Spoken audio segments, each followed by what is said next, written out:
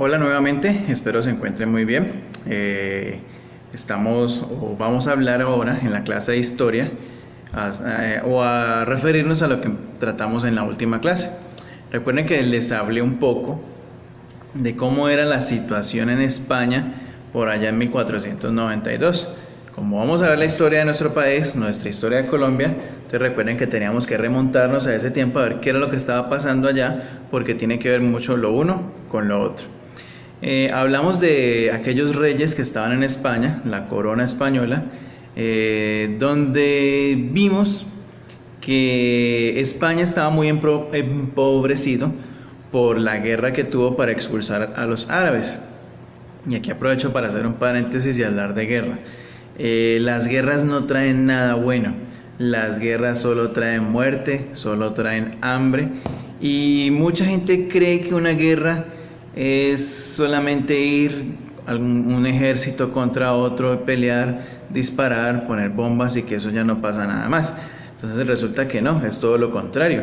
Para hacer una guerra hay que invertir dinero, un gobierno debe de invertir muchísimo dinero.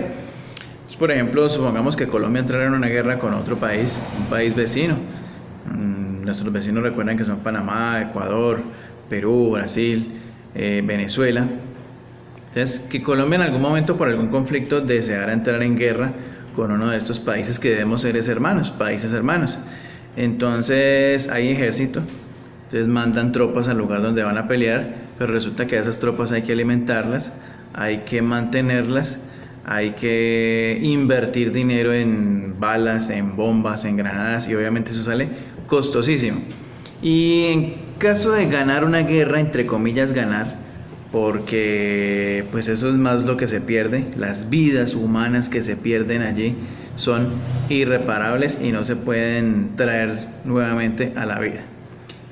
Y sobre todo esas personas que van a la guerra, los soldados, pues suelen ser personas muy pobres, personas del campo, y sus familias también quedan arruinadas y un país puede quedar arruinado, así como quedó España en ese tiempo. Quiero devolverme un poquito más antes de lo que estamos hablando de España, de sacar a los árabes.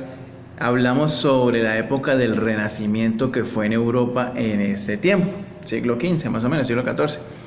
Recuerden que el Renacimiento fue una época en donde hubo como un cambio en las ciencias, en las artes, en la parte de la arquitectura, en la forma de hacer los barcos, la navegación. Hubo como un adelanto, fue una época en Europa maravillosa, fue un cambio que benefició a muchas personas y a la cultura en general.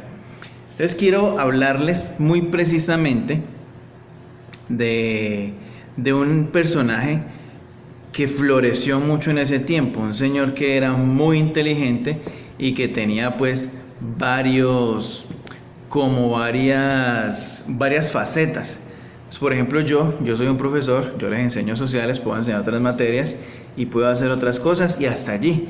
Yo, por ejemplo, no soy capaz de reparar una moto, de reparar un carro, o de inventar o cómo hacer un edificio, o inventar algo nuevo.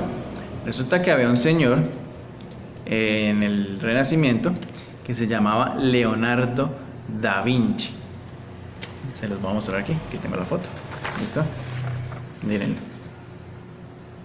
Hace más de 400 años vivió este señor. Y resulta que este señor, en la época del Renacimiento, es el que mejor define ese cambio de la humanidad. Era italiano, ¿listo?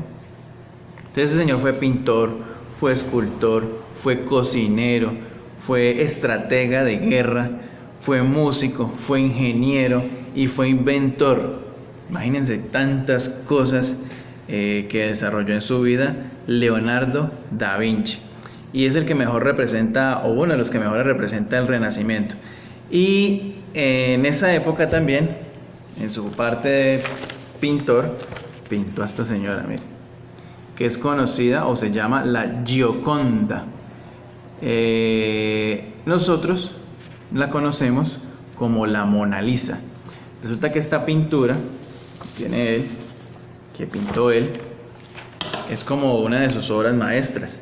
En este momento puede valer muchos millones de dólares.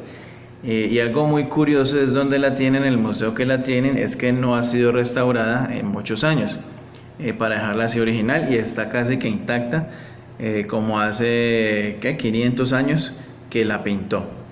Pero también Leonardo da Vinci pintó esta otra muy famosa, que es la pintura de la Última Cena, donde dice la religión que Jesús se reunió con sus apóstoles y fue la última vez que cenó con ellos, para después tener pues el proceso de su crucifixión.